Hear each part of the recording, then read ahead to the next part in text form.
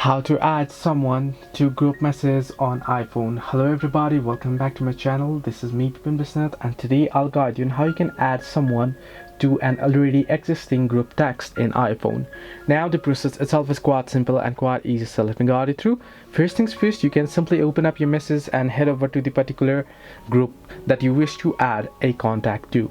Once you do so, you want to tap on the profile at the top, and once there you should be able to see the number of people's list here. You can see 2 people here on the group. You want to tap on it.